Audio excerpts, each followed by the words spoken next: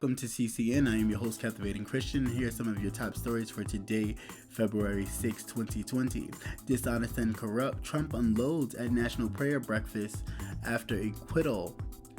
Senators who voted to convict Trump represent 18 million more Americans than those who voted to acquit. Climate crisis. Massive hole opens up under Arctic Glacier, which could lead to a catastrophic rise in sea levels. A high school principal was placed on leave for saying Kobe Bryant's death was deserved. Missouri lawmakers want police officers to stop women from getting abortions. A Chicago man arrested for robbing several men he allegedly met on Grindr. A new gas station employee allegedly steals $17,000 on his very first day at work. And middle schoolers raise the Black Lives Matter flag above their school building to protest racial injustice. Let's get to the news. President Donald Trump blasts dishonest and corrupt people Thursday morning at the National Prayer Breakfast, bashing his impeachment before the nonpartisan event with the House Speaker Nancy Pelosi just steps away.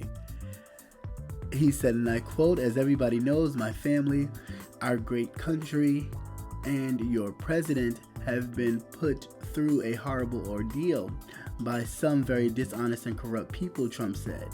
"They have done everything possible to destroy us, and by doing so, they badly hurt our nation.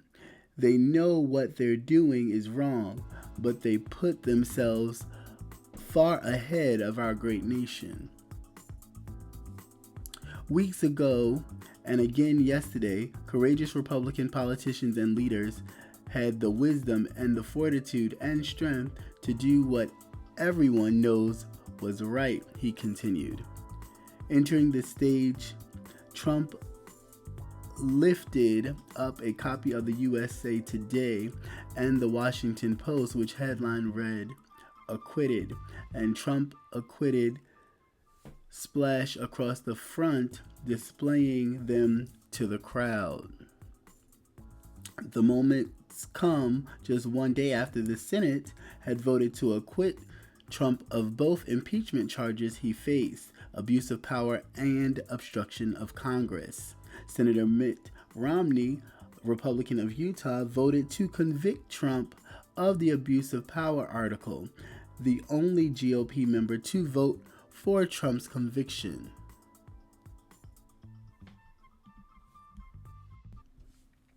Senators representing 151.5 million Americans outvoted senators representing 169.5 million Americans to acquit President Donald Trump in his Senate impeachment trial. A majority of the U.S. public indicated in a recent poll that they had supported Trump's impeachment and removal from office. Despite this, the Republican-led Senate on Wednesday afternoon voted against removing the president from office from a vote of 48 to 52 on abuse of power and 47 to 53 on the obstruction of justice charge, making him the third president in U.S. history to be acquitted from the House-passed articles of impeachment.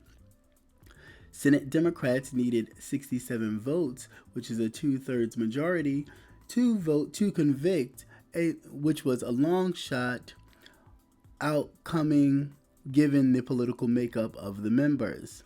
Only one Republican deflected from the solid GOP majority, which represented 44% of the total U.S. population. Republican Senator Mitt Romney was the lone lawmaker to break from his party's ranks to support Trump's removal on the abuse of power charge. Democratic senators represented a total of 168 million Americans, and Mitt Romney represented the 1.5 million, a total figure of 18 million greater than the 151.5 million represented by the remaining Republican senators, who voted to acquit. Yet the acquittal was confirmed.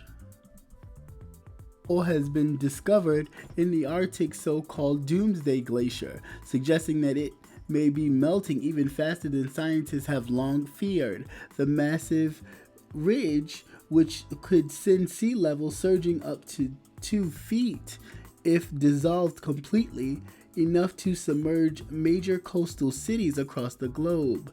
Because of the UK-sized chunk acts as a barrier of protection of the vast West Arctic, its melting, would also destabilize the entire region, exposing it to warmer waters. Now scientists say a cavity beneath the glacier is far larger than previously thought, making it far more vulnerable to collapse. The void in total is about 6 miles long and 1,000 feet deep, representing the loss of some 14 billion tons of ice. A Washington State high school principal was placed on administrative leave over a Facebook comment following Kobe Bryant's death in a helicopter crash. After the January 26 crash, Liza Sedcora, a principal of the Camas High School, wrote on her personal Facebook page in a post which has since been deleted. Not gonna lie, seems to me that karma caught up with a rapist today, according to the CNN affiliate KATU. Bryant, the 41-year-old retired NBA legend, and his 13-year-old daughter, Gia, and 7 other people were killed in a nearby Calabasas in Southern California. The principal later deleted that post and wrote another message saying, "You are free to judge me for the post, just as I am free to judge the person the post was about," according to CNN. That principal was referring to the 2003 sexual assault allegations against Bryant. The criminal charges was dropped, and Bryant acknowledged that while he viewed the encounter as consensual, his accuser did not. Bryant later settled a civil lawsuit with his accuser. A Missouri state representative who once beheaded a chicken on Facebook to make the point about abortion wants police to stop women from terminating pregnancies. Michael Moon, a Republican Missouri state representative, introduced a bill he called the Right to Due Process Act, which redefines a fertilized egg as a person with all the constitutional rights of any other citizen. The suggested law then requires police and the courts to affirmatively enforce the Missouri Constitution Due Process Clause, which guarantees legal rights to people, effectively turning any attempt to terminate a pregnancy into murder.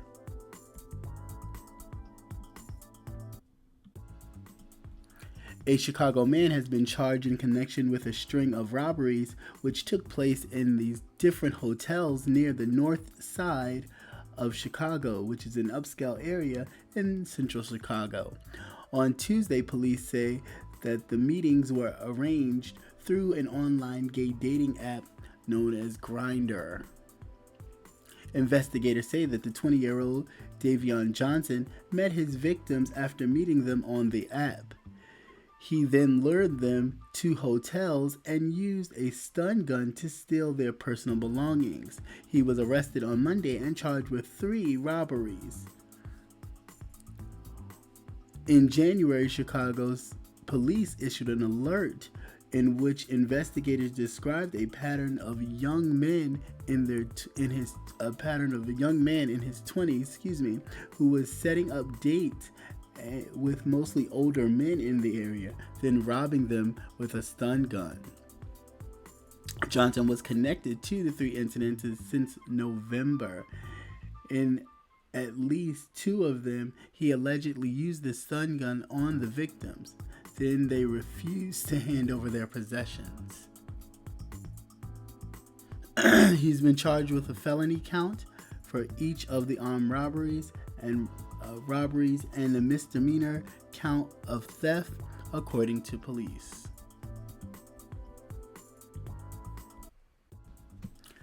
A gas station employee allegedly made off with $17,000 in cash, cigarettes, and lottery tickets on his very first day of work. The incident happened in late January at a Go-On gas station in Hamden, Connecticut, when management hired a new overnight employee to run the station on his own, according to a statement from the Hamden Police Department.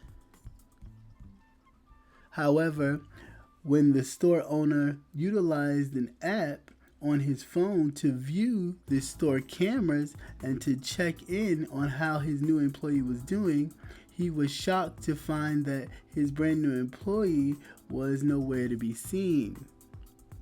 The owner quickly assessed the new employee had left and said the Hamden Police Department, in their statement, the store owner immediately responded to the store and asserted that the new employee had stolen numerous items, including lottery tickets, 89 boxes of cigarettes, and money. The total loss of value is somewhere around $17,183, according to the police. To make matters worse, the suspect also managed to steal his employment folder and all of his personal information in it, meaning that the store owner not only has no way to identify the man, but also doesn't even have his name of the former employee. Be careful who you hire. A Vermont middle school raised a Black Lives Matter flag above the school building on Wednesday to protest racial injustice. Board members of the Edmonds Middle School in Burlington anonymously passed a proposal to fly the flag during Black History Month. The students wanted to hoist the Black Lives Matter flag because of the systematic racial injustice that plague American public schools. The U.S. Census Bureau data shows that the city of Burlington, where progressive 2020 presidential candidate Bernie Sanders once served as mayor, is 85% white. Black Lives Matter is one of the most active social media movements, taking its slogan from the premise that there is an epidemic of racially motivated unlawful police killings of black men. Various groups and figures have emerged to protest the alleged systematic abuse of police power. Former San Francisco 49ers quarterback Colin Kaepernick had ignited a fringe debate in 2016 when he took a knee during the national anthem at the NFL game to shine a light on the police brutality. Watching and listening to CCN News. As always, please be the change that you want to see. So if you want change, you have to be that change. The change begins with you. Thank you for watching. Please like, share, and subscribe. Once again, I'm your host, Captivating Christian, and thanks for watching. Peace.